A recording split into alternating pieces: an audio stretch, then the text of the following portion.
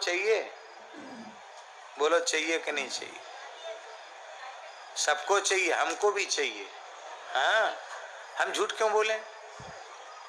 सबको चाहिए। लक्ष्मी माता है, माता की कृपा किसको नहीं चाहिए? सबको चाहिए। जगन माता है, हमारे ठाकुर जी की प्राणेश्वरी हैं, उनकी कृपा हमको क्यों नहीं चाहिए? हम ऐसे त्यागी बैरागी नहीं है जो हम अपने माता जी से विमुख हो जाएं। सबको चाहिए, लक्ष्मी जी की कृपा सबको चाहिए। लक्ष्मी जी की कृपा चाहिए तो इतने काम करना छोड़ दो।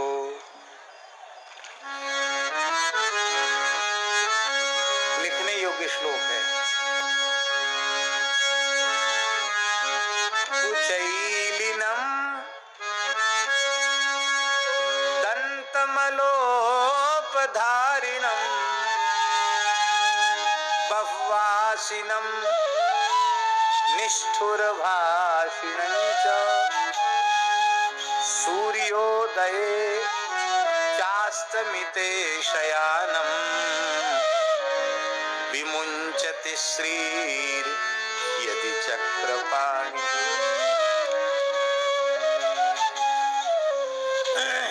इतने दोष नारायण भगवान में भी आ जाएं तो उनको छोड़ के लक्ष्मी जी चली जाएंगे। हम तुम तो किस लाइन में? कुचैलिनम, जो सदा अपवित्र वस्त्र धारण करके रहते हैं, उनको लक्ष्मी। गंदे कपड़े नहीं पहनना चाहिए, मैले कपड़े मत पहनो, गंदे कपड़े मत पहनो, साफ स्वच्छ पवित्र वस्त्र धारण करो। बुरा नहीं मानना, भारतीय वेशभूषा पवित्र है और पाश्चात्य वेशभूषा अपवित्र है। ये कपड़े न रोज रोज धुलते हैं न रोज रोज सूखते हैं। ये हम लोग जो पहनते हैं, महाराज जी पहने, रोज स्नान करो, रोज धो दो, अचरा लंगोटी धो दो, सुखा दो, दूसरे दिन पहन लो।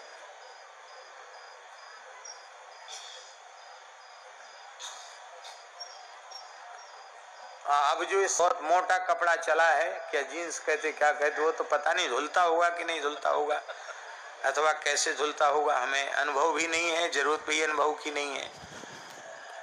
उसको भी लोगों ने फाड़ के पहनने का फैशन शुरू कर दिया। पहले तो हम सोचते थे शायद कहीं कुछ लग गया होगा, फट गया, तो किसी से हमने पूछा, कहीं नहीं, फट नहीं गया।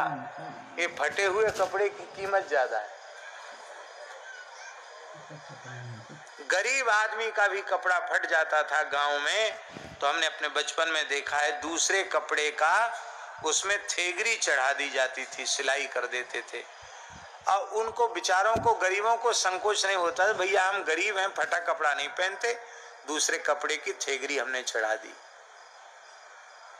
अब अमीर लोग फटा कपड़ा पहन रहे हैं। भैया ये ऊट पटांग वेशभूषा मत धारण करो। फटे वस्त्र पहनने से लक्ष्मी जी नाराज होती है। टूटे फूटे बर्तनों में खाने से लक्ष्मी जी रुष्ट होती है। कुचैलिनम दंतमलोपधारिणम, जो दांतों पर मल धारण करते हैं। दांतों पर मल कैसे धारण होगा? तमाकू खाओगे, खूब पान खाओगे, दिन भर बकरिया जैसा मुंह चबाते रहोगे, कुछ ना कुछ मुंह में गुटका फुटका जाने क्या क्या उटपटांग चीजें मुंह में डाल के रखोगे, तो दांत गंदे रहेंगे,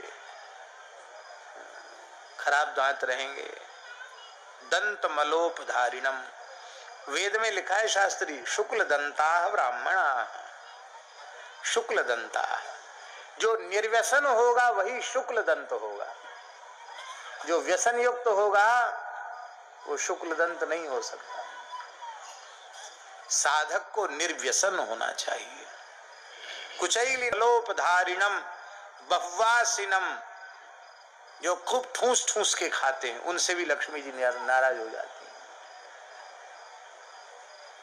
गले में जलन पड़ रही है, भीतर वाला मना कर रहा है कुछ मत खाओ, और बढ़िया राजभोग गुलाब जामुन रबड़ी सामने आई, हा, प्रसाद का तिरस्कार हम नहीं कर सकते। प्राप्त मात्रेण भोक्तव्यम, नात्र कार्या विचारणा, भले ही उल्टी हो जाए। अरे भाई, अब कोई बाजरे की रोटी भोग लगा के धर दे, अरे महाराज अभी माला पूरी नहीं भाई, बाद में देखा जाएगा। तो बाजरे की रोटी में प्रसाद निष्ठा कहाँ चली गई? और रबड़ी मलाई मालपुआ देख के प्रसाद निष्ठा उदय हो गई। ये प्रसाद निष्ठा नहीं है, ये पदार्थ निष्ठा है। ठूस ठूस के नहीं खाना, जितना आवश्यक है शरीर के व्यवहार के लिए खाना उतना खाना, उससे अधिक नहीं खाना। कुचैलिनम दंतमलोपधारिणम बहुवासिनम निष्ठुर भाषिणं च।